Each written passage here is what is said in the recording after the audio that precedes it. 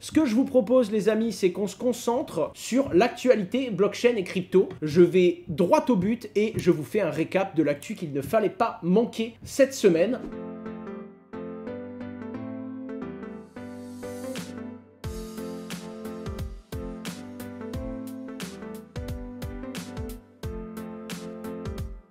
Les amis, c'est parti. Pour le cours des crypto-monnaies, je vais pas revenir dessus 50 fois, vous le savez très bien, depuis des semaines et des semaines et des semaines, je vais pas vous dire exactement la même phrase que la semaine dernière, on est toujours vers les 20 000 $, on est dans une phase d'incertitude, un Ether un petit peu plus robuste parce que le merge va arriver. Le merge, c'est le moment où Ether va passer de Proof of Work à Proof of Stake et on en parlera sur ma chaîne YouTube. Dans 7 jours, il y a une vidéo qui sort sur le merge et ce que ça apporte. Donc ouais, sur Ether, on va en parler parce que le merge va faire plein de choses. Déjà, il y a de grandes chances que quand vous ayez un Ether, vous ayez également un autre Ether suite à un fork. De la même façon, il y a des plateformes qui le supportent, des plateformes qui le supportent pas, et vous voyez, c'est dans 10 jours et 6 heures. Donc, dans 7 à 8 jours, je sors une vidéo sur ma chaîne pour vous expliquer ce que vous pouvez faire, ce que vous ne pouvez pas faire, et comment essayer d'anticiper le plus possible le merge, mais normalement, la plupart des plateformes vont la prendre en compte, et vous ne risquez rien si vous détenez vos Ethers, soit sur votre clé publique, soit sur la plupart des grosses plateformes. Ne paniquez pas. En attendant, avant le merge, je ferai une vidéo la plus courte possible pour vous dire qu'est-ce qui est vrai, qu'est-ce qui ne l'est pas, qu'est-ce que vous risquez, qu'est-ce que vous ne risquez pas, parce que je vois passer de tout sur les réseaux. Mais comme ça avance très vite et qu'il y a plein de nouvelles infos, ça sert à rien de faire un contenu là, maintenant, tout de suite. Je vais attendre la dernière minute pour faire le contenu et je vais vraiment publier ça 48 à 72 heures avant le merge.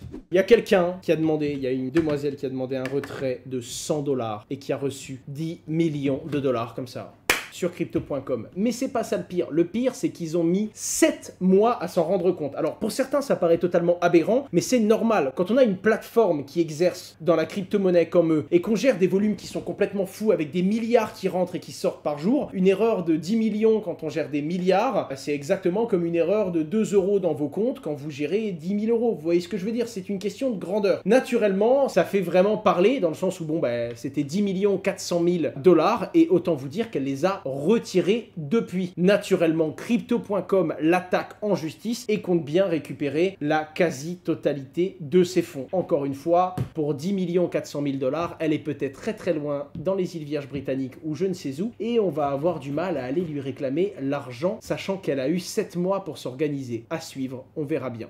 Celsius réouvre partiellement les retraits. Alors vous le savez très bien, Celsius est une plateforme qui a perdu beaucoup, notamment suite à la faillite structurelle tout du moins de Three Arrows Capital, un fonds qui gérait beaucoup d'argent pour beaucoup de monde, notamment pour Celsius, mais également le dépeg de l'UST, un stablecoin qui devait rester stable et qui ne l'est plus. J'ai fait une vidéo complète sur ma chaîne pour ceux que ça intéresse. À ce moment-là, ils ont complètement bloqué les retraits sur la plateforme Celsius, bloquant ainsi l'argent de dizaines, voire de centaines de milliers d'utilisateurs. Si vous regardez cette vidéo, vous avez peut-être des fonds qui sont bloqués sur Celsius, pour vous dire à quel point ça concerne beaucoup de monde. En l'occurrence, ils ont rouvert partiellement les retraits de Bitcoin sur un certain service, pas les prêts et les emprunts, donc pas le lending et borrowing habituel que la plupart des gens utilisent, le service de Earn and Borrow, que vous voyez là, mais uniquement le Custodian Programme. Donc c'était une autre solution et ça ne concerne que les gens qui avaient moins de 7 575 $. C'est pas grand chose, mais c'est toujours ça de prix. Et pour le coup, ça doit faire plaisir à plus d'un.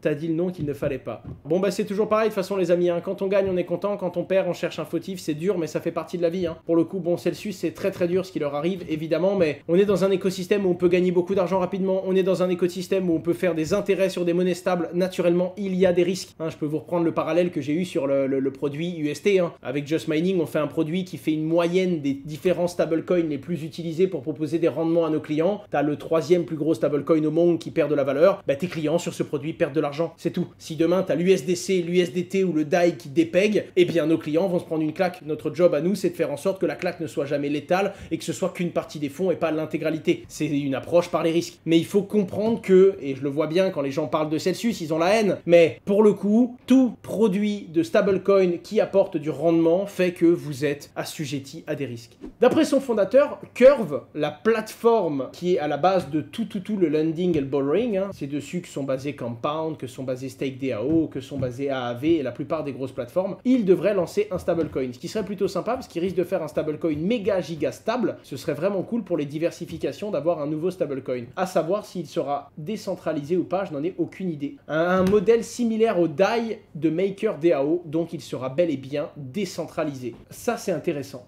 Ça peut devenir l'un des plus gros stablecoins Curve. Donc similaire à l'UST de Luna aussi. Pas du tout. L'UST de Luna était algorithmique. Algorithmique ne voulant pas dire décentralisé. C'est pas du tout la même chose. Le Luna était décentralisé, mais il ne fonctionnait pas du tout sur le même modèle. Luna, c'était un modèle dans lequel les gens devaient arbitrer pour venir réguler le prix. C'est pas le cas du DAI. 1 dollar de DAI est backé par une over-collatéralisation. C'est-à-dire qu'à chaque fois que tu as un DAI en circulation, tu as plus d'1 dollar qui est bloqué à la fois en USDC et à la fois en Ether. C'est totalement différent. Les amis, Elrond, alors attendez, ceci n'est pas sponsorisé, mais ça pourrait très bien l'être. Je suis actuellement sous contrat avec Elrond pour mettre en avant leurs actualités. Donc le fait que j'en parle dans ce live n'est pas sponsorisé, mais indirectement, je m'occupe de leur campagne, donc je dois être totalement transparent avec vous. Bref, ils ont lancé leur marketplace NFT Inspire.art. Et c'est la plateforme sur laquelle tout le monde peut connecter et aller lister ses NFT.